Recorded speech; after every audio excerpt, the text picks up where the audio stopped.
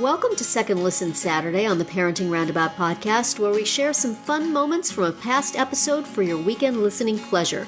Look for new episodes every Monday through Friday. Today we'd like to vent about some very disgusting jobs that come along with pet parenting.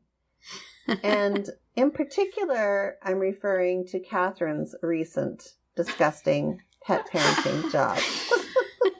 I Do you can't care to remember. elaborate, Catherine? Well, I can't remember if I've said anything on the podcast or just, pre-recording to YouTube. But my one dog had this funny little bump on her face, and it grew and grew.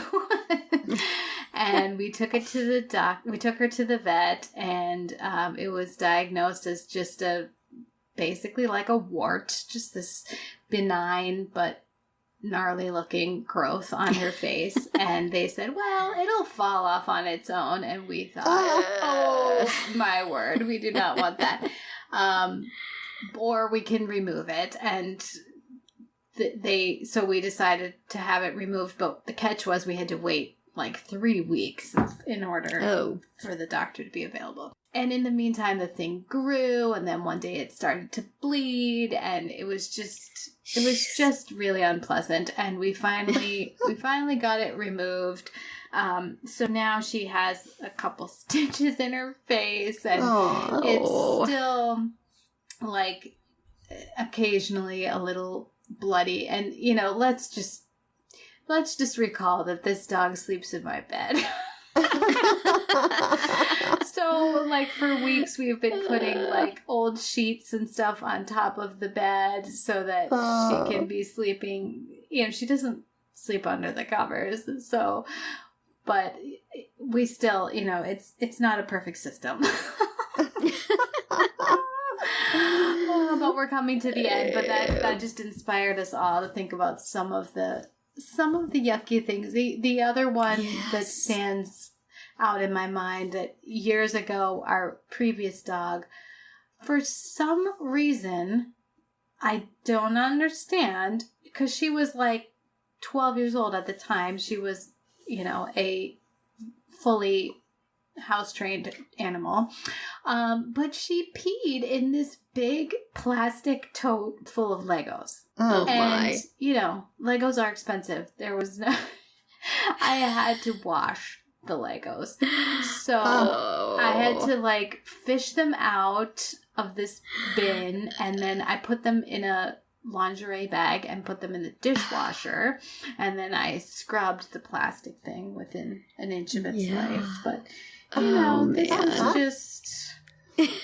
is just what comes with the territory, doesn't it?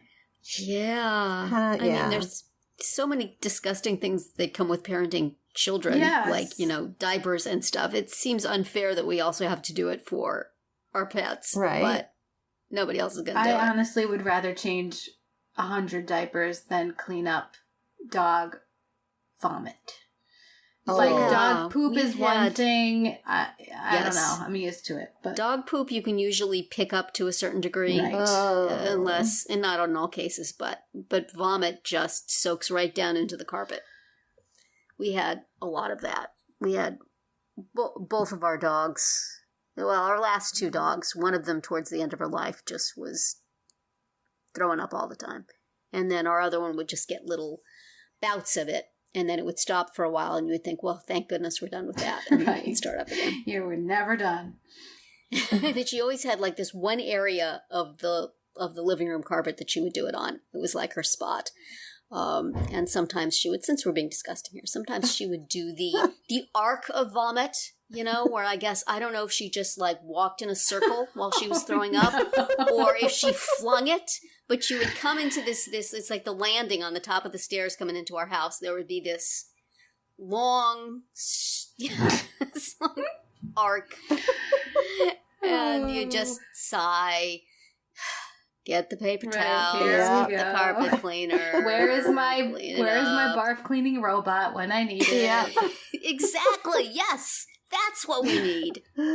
Forget everything else. Yeah. A dog barf cleaning robot would be worth its weight in gold because it's such a disgusting. And nobody else can do the job of cleaning it up quite right either, No. possibly deliberately. So, Well, our dog used to throw up bile, which is Oh. like yellow, and then it's super hard to get out of the carpet.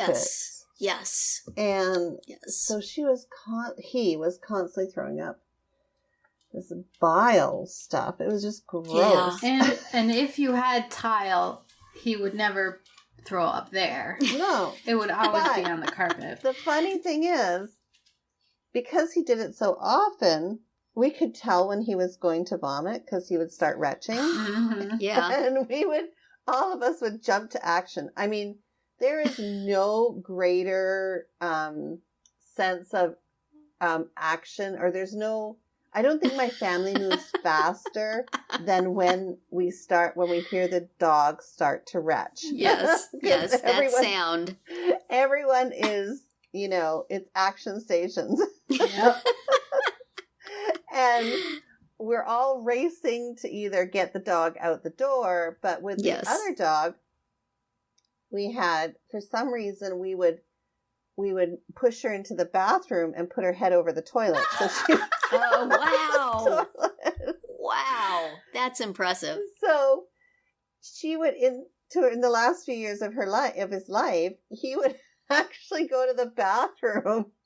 He didn't How lean funny. over the toilet, but he would vomit in the bathroom, which had linoleum flooring.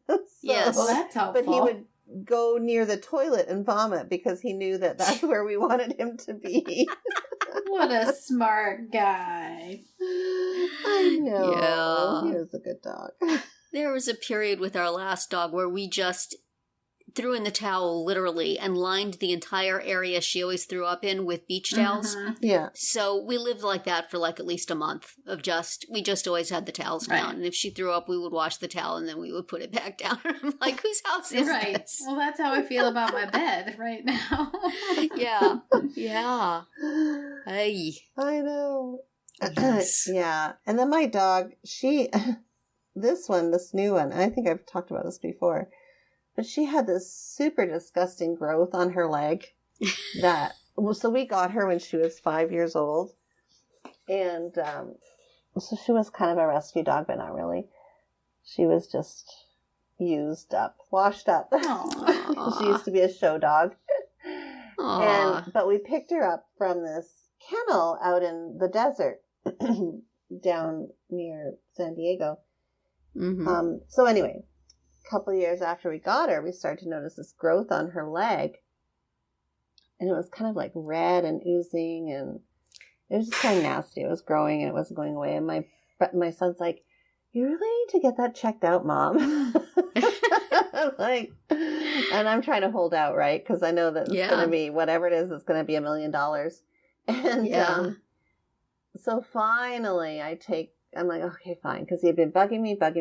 Finally, I take her into the vet to have this like red, oozy, growing thing on her leg checked out. And it turned out to be skin cancer. Oh my goodness. Yes.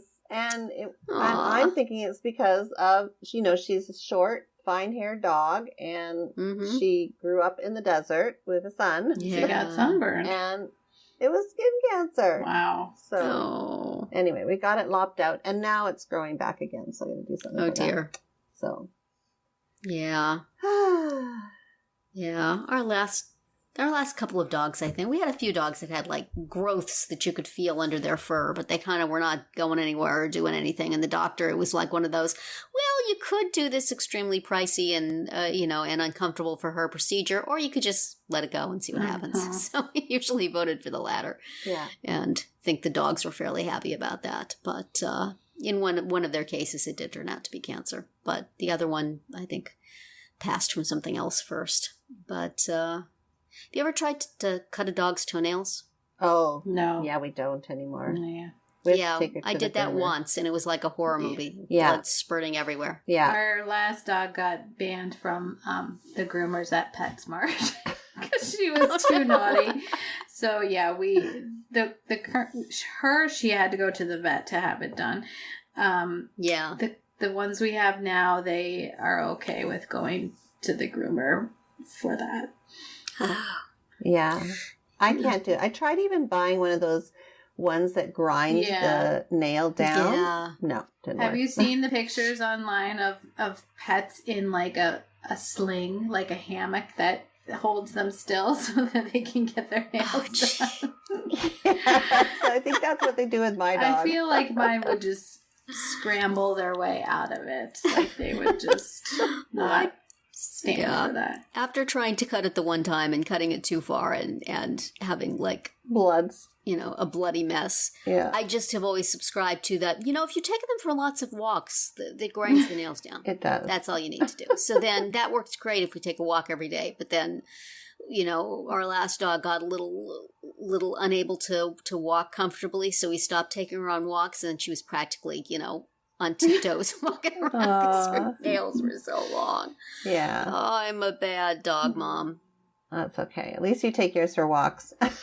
Yeah, well, we did. We took her for walks a lot, and she also, though, she would pull on the leash really hard and almost pulled me into traffic a couple of times. And so it became less and less pleasant to walk her. So that was part of it too. But it's like, I gotta walk her or else I have to cut her nails. I gotta walk her.